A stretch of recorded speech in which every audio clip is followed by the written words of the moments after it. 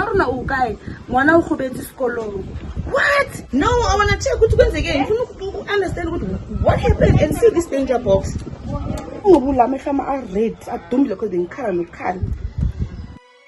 It's back to school for scores of children across South Africa, but not for 11-year-old Warona Mphuthi.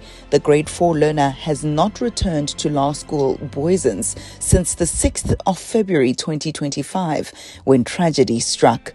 Please note, the following images are of a graphic nature.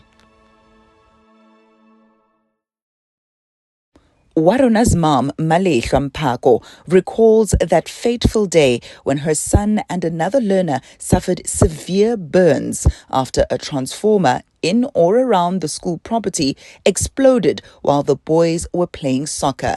Laerskool was in town running errands when she received a phone call telling her that her child had been rushed to hospital.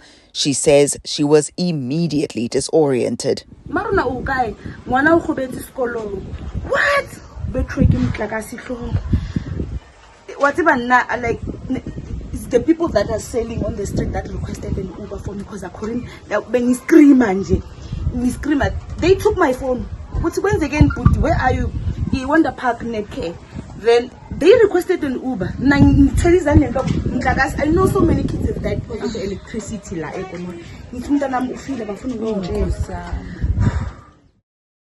Laerskool says at first the school seemed supportive. The headmistress even gave her 500 rand for food and transport when they met at the hospital. But she says the more she asked about what happened, requesting to see the scene of the explosion and the incident report, the more defensive, dismissive, and even hostile the principal became. Then after what is to do what at school? No, I want to check what happens again. You understand what happened and see this danger box. Yo, mama won't shout the phone in. No, I have to set a meeting at 9 o'clock with the SGP. That's what kilometers needs. Principal. It's not that late when Kulman are nice. Manje, chinchi tone manje. She accuses the school of having something to hide. She says they failed to take the children to hospital timeously so as to make it seem as though the incident took place after school hours, and adds that it was only when the condition of the other learner deteriorated rapidly that the school had no choice but to rush the children to a medical facility.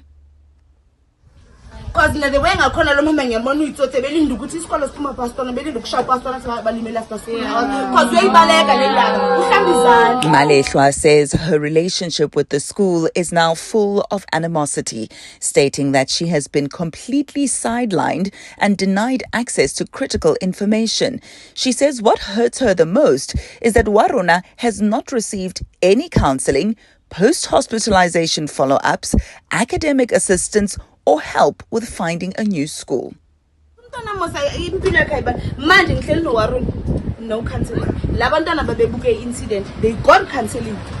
Laerskool says her child is no longer the same.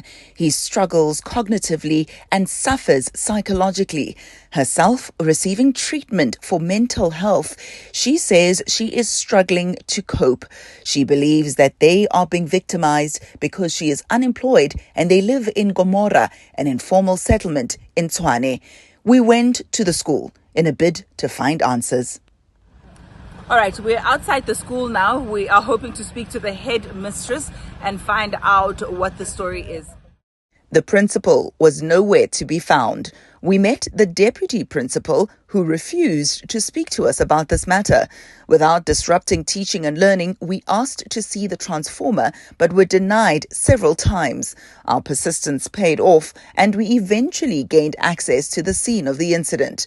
The site had been cleared, and all signs of the incident had been removed. Since Laerskool reached out to us for assistance, we have been in contact with the Education MEC in Gauteng and officials in Tshwane. We are working to find help for Warona.